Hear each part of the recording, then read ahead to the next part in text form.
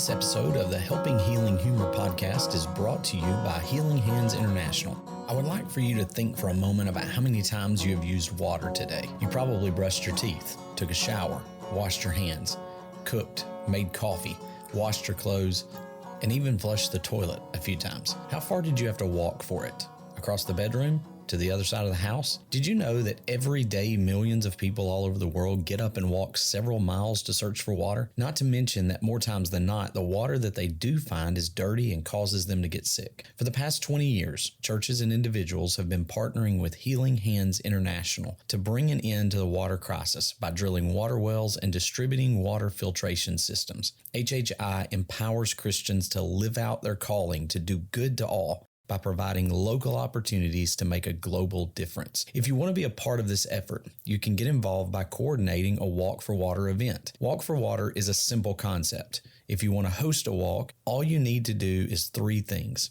Pick a date, find a location, and get people there. Healing Hands is going to take care of the rest. That's what they're doing for the one planned in our hometown of Florence, Alabama on April 18th at 2 p.m. at McFarland Park. If you want to learn more about how you can help people get clean water, please visit walkforwater.org/Ben and Travis. That's walk, the numeral 4, water.org/Ben and Travis. Join us in changing the water cycle today. Welcome into the Helping Healing Humor podcast with Ben and Travis. This is part 2 of our episode from just a few weeks ago where we discussed what teenagers wish their parents knew. We pick up on that discussion and also add a little bit at the end about what parents wish teenagers knew. Thanks for joining in. Hope you enjoy. Several years ago, actually, we asked a couple of youth groups, and I guess I can name them, Highland Park Church of Christ in Muscle Shoals, where I work, and Chase Park over in Huntsville. Some kids had given us some answers to these questions, and I guess more or less we're going to talk about from the standpoint of what kids wish that we knew as parents about them. And I'm sure as parents we can give some perspective to what we wish the kids know, and so we may follow up kind of at the end with that. You know, one said, "I know more about good choices and bad choices than they think." You know, I can make some. I want to make some. I think I may have mentioned that one earlier anyway. But, you know, there's a lot of things in there about, you know, that thought that I'm just kind of looking for that approval. I'm different than when I was younger was another one that they said. So, you know, that's where that communication part comes in. You're talking to them about the needs of the moment versus what, you know, well, you used to like this stuff. Well, you know, we all change. And so as your kids grow, you got to have an open ear and an open mind to what their needs are. So number 5, lastly of all, and this one kind of, you know, hits pretty hard at home for athletic families. I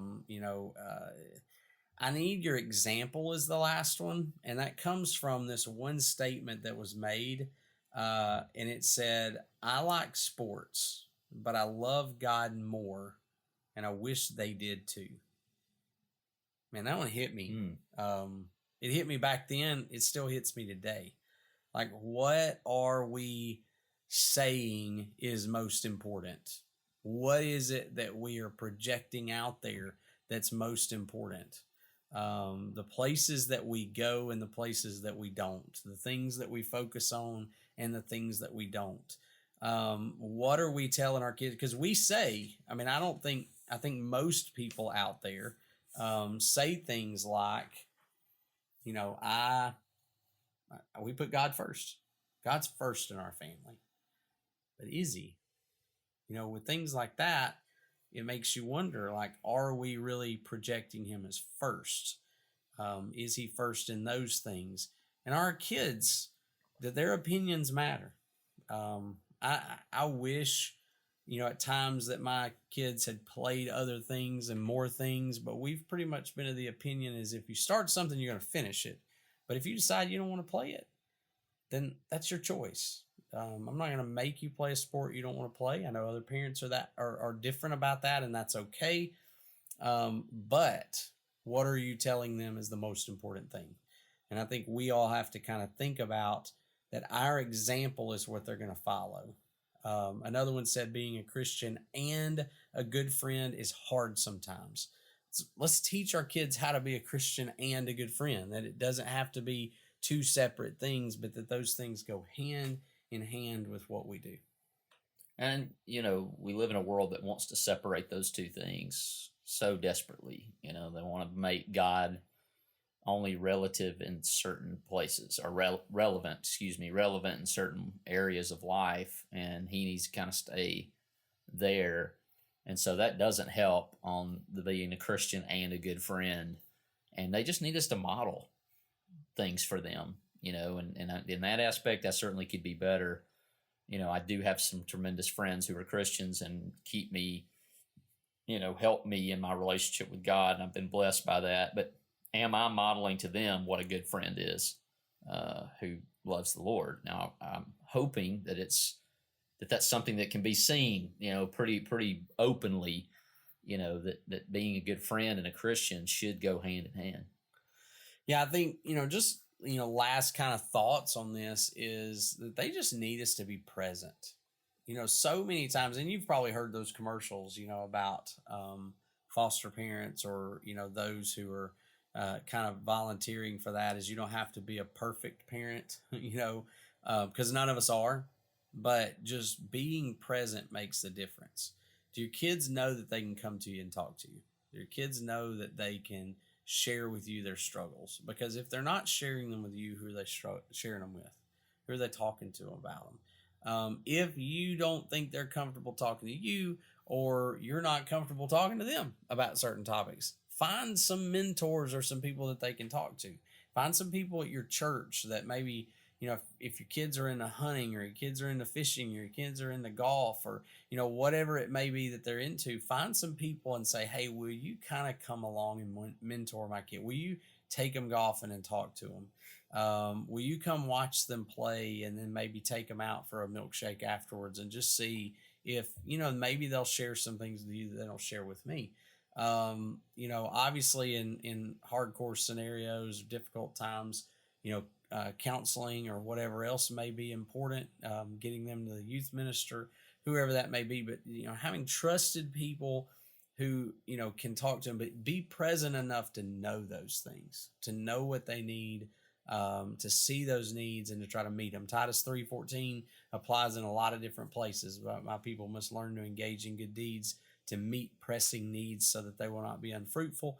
If we want our families to grow and flourish, and not just survive but thrive, it really has a lot to do with just simply being present with each other. That's, husbands and wives, that's kids and parents. The idea of attunement, turning toward each other when we're talking, listening, paying attention. I think all those things come in handy. Yeah, that was one of the things my mom really was good at, was, at least with me and my relationship with her, was she was always available to talk. 2:00 in the morning, whatever. Even after I got into my 20s, was in my first full-time job, full-time work there at North Broad in Albertville, I could call her, kind of like that Diamond Rio song, don't forget to pray for me. And of course, she also, I had the benefit, and Ben too, when dealing with me, is typically my emotions were right here. Like, there was no hiding, something's wrong with Travis.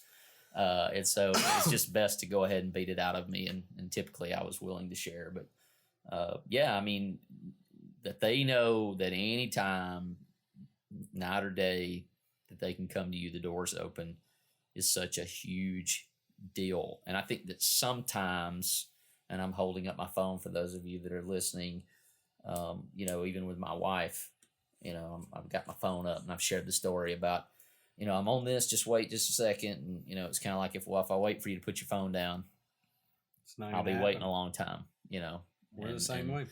So that sometimes being available is putting down the email, putting down the computer or the phone. And, I've got to, this is a priority. Once again, what are we projecting? Yeah. And man, that's a big one for me. Yeah, and so I guess just to kind of, I don't know how much of a wrap up this will be, but just kind of as a thought, what do you think parents want kids to know? If teenagers or their kids are listening to them, what do you think some of the things that because I'm a parent, you're a parent, I know that there's a bunch of other parents out there, so you guys can share on Facebook or Instagram or wherever it is that Travis puts the stuff. You can share on there too. What are some things that you think that or that you would like for your teenagers or your kids to know? What do you think some of those are? I want my kids, of course, they're not teenagers, to know that no matter what, I'm going to love you, and I've got an ear to hear. I think of parents who have lost kids one way or the other, and I think that anything leading up to that, we won't get into that too much, but I'm sure that they would more than be happy to hear what is going on and work through that and deal with it than to not have that opportunity. So, that's the big thing, is that whatever it takes to get our attention, then, we want you to be safe, but do what's necessary. You're important, you're a priority, and, we would much rather hear and suffer along with you, if that's what is necessary, than for you to suffer in silence. Yeah. And I double that, ditto that. I don't know what the word is there for that, but I second that. That's what I was looking for. Second that. I second that thought, in that we're gonna love our kids no matter what. There are times we joke about that. We may not like them sometimes, and I'm sure they don't like us sometimes, and that's that's the case. But the fact that we love them never changes, and the idea that the choices we make for them are for their safety, both now and into the future.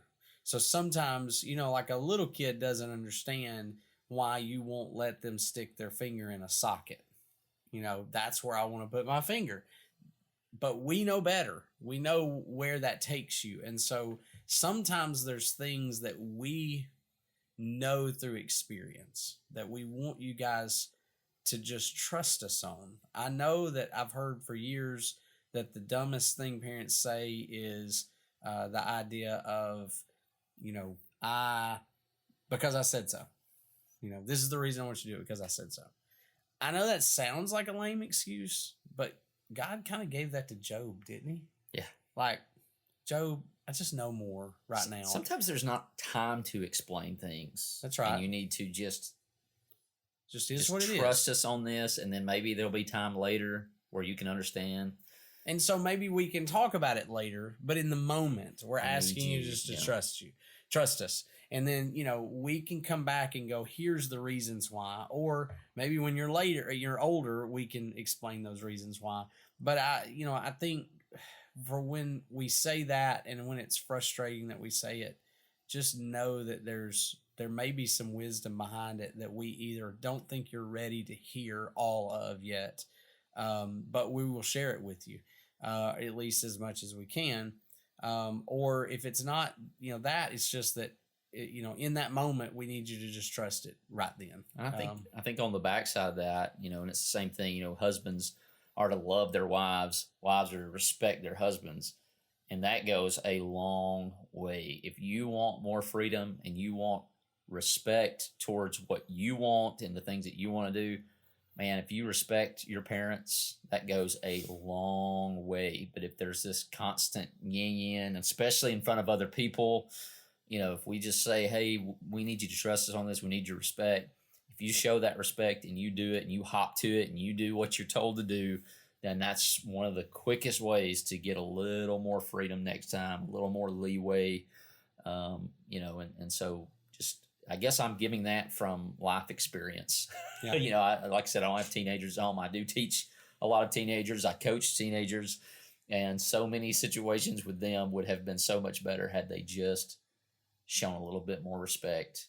Yes, sir. No, sir. Whatever. Yeah, how many times I've had to tell people or walk people through, teenagers a lot of times, through the idea of doing what, following the rules brings more freedom. We think, hey, I'm going to sneak out whenever I want because I'm going to have the freedom I want. I'm going to do what I want. They can't tell me what to do. And then that generally ends up turning into you're on lockdown. Yeah. Your keys are taken away. Your room, has its door off the hinges. Whatever the case may be, you've limited your freedom by claiming I'm going to have freedom. Yeah. And it works in school too. I work at a Christian school. We have a handbook that all the students hate. They hate the handbook. Some people, they're a rule unto themselves. They don't even have to have a rule book. They just do what they're supposed to do. You've got the people who, out of ignorance would mess up. So it's good to have a handbook. And then you have people who are always looking for loopholes, right? And they find them. But the problem is next year the handbook gets bigger. Yeah. And people's freedom gets more restricted. And so, it works on all levels there that if you want respect and you want more freedom, guess what? It's by showing respect. Go by the rules. The favorite thing of Travis that we've kind of used with the spiritual referee in our videos is, these people, we saw this in a football game a couple of years ago where guy calls a penalty and he says, and number so-and-so has disqualified himself from this game. He didn't say we're disqualifying. He says he did something that was against the rules. Therefore, he disqualified himself. My kids will sometimes say, well, you got me in trouble. No, I had a rule. You broke the rule. So who got you in trouble? It wasn't me. It was you. Yeah. Now I'm enforcing it, which is what they were meaning. But the getting in trouble part was you broke the rule. And the rules are there. The rules are there so that we keep you safe. The rules, on the road are there so that you're safe. The rules that we have, in place as a government are there to keep you safe. Even Romans chapter 13 tells us that. And so when we go against those, we disqualify ourselves from the spiritual race. We have to be careful what we, are doing because we think, hey, this is going to bring me more freedom. But the reality is it doesn't. So just know that we care about you guys. That's the reason that we do what we do. Travis and I, as a team, that's the reason that Will does what he does as a youth minister. And you all you guys have different youth ministers and preachers and youth workers and volunteers that take care of you guys. And that's why your parents do what they do. Every now and then there are parents and there are youth workers and there are, coaches and there's other people who don't really care and they take advantage and they do things that they shouldn't do. And we want you guys to tell other people about that. We those things need to be reported when people are abusing those roles that they have. But by and large, I believe that those leaders and parents and youth workers are doing their best to help you. And, to jump on that again, I want you to know that you're influenced. Okay, I remember sitting at Jacksonburg Church for Christ and Doug Jackson getting up and going, you got to be careful what you watch. You got to be careful what you listen. You need to pick your friends wisely. I remember sitting back and going, I ain't got that problem. I got Ben Hayes going to bail me out. No, I'm just kidding. But, it doesn't matter what I watch. It doesn't matter what I listen to. I know what's right and what's wrong. Those things aren't going to influence me. Well, that's not true, right? You choose your influences. And you choose those based on who you hang out with and what you listen to. I got it, right? You're sitting there, I can watch this, I can do this, and it has no influence on you. Well, listen to grown-up, 40-year-old, same guy who said the exact same thing. You are influenced by all of those things. Yep. And no one is impervious to those things. So be careful who you pick to spend time with, what you listen to, what you watch. There you go. And there's the youth minister spiel. Here comes the boomers, as it will say. Exactly. But, the reality is you can listen to us or you can listen to God who says that bad influences corrupt good morals. That's not coming from me. That's coming from the Lord. So, he reminded us of that. And I think that's an important thing for us to remember. We are influenced. I was back in the day. I had a potty mouth because I hung out with people with potty mouth and I listened to music that had a lot of stuff in it that shouldn't have been. No, not Travis. He was perfect. But I was, I struggled with those things as long as I let them be. And the other thing I did was I said, I can't help what I say. And then when I was around my dad and my grandparents, magically, I didn't say those stuff things. Cleans up. Probably because I thought my dad was going to cut my tongue out if I did. That cleans up. Then when you've got a grandmother on your dad's side who would totally just knock you out, that helps too, right? I was terrified of this 100-pound little old lady that cut grass till she was like 98, whatever it was. Lower the boom if she needed to. And had the switches and all that good stuff. But you're right. I who cares? Whatever. Well, you do. Depending on who you're around. It does. It makes a difference. So we love you guys. We care for you guys. We checked our youth minister box, right? That's right. Don't be careful what you listen to, who you let influence you. It's we're true. Looking out for Will. He's not here with us this weekend, so we're looking out for him, making sure that everything is known there. But so maybe all of us have something to work on. Whether we're parents, grandparents, kids. I mean, grandparents. You guys, if we got grandparents who listen to this too.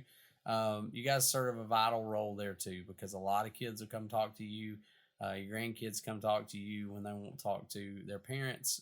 Be a mediator, not just somebody who takes up on one side or the other, but help them to help encourage them to have that good relationship with their parents. And so maybe we all got a little homework to do.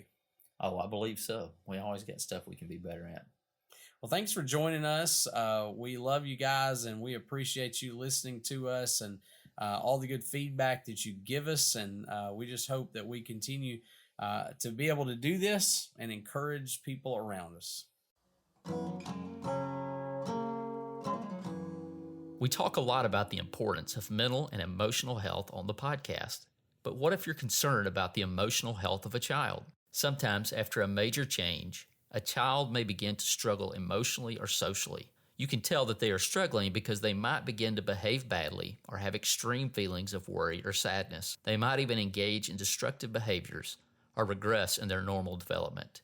Children don't have the ability to express their concerns verbally as you and I do. Play therapy might be the answer. In play therapy, toys are like the child's words, and play is the child's language. Amy Thompson at Serenity Counseling helps children who may be struggling emotionally or socially learn more adaptive behaviors. Through play therapy, a child can also learn to communicate with others, express feelings, develop problem-solving skills, and learn a variety of ways of relating to others. Give Amy a call at 256-263-6367 to find out more about how play therapy might be just what you've been searching for.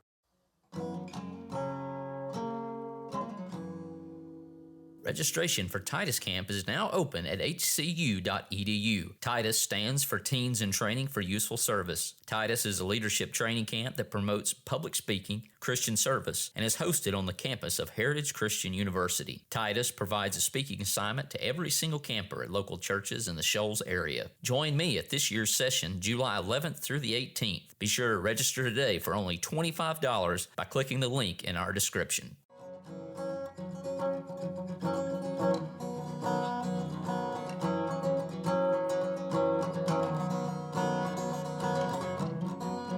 Thanks for being with us for this episode of the Helping Healing Humor podcast. Be sure to download our free ebook, 28 Days of Focused Living, at benandtravis.com and receive all of our Helping Healing and Humor extra content directly in your inbox. We look forward to having you join us at the same Ben and Travis time, same Ben and Travis channel.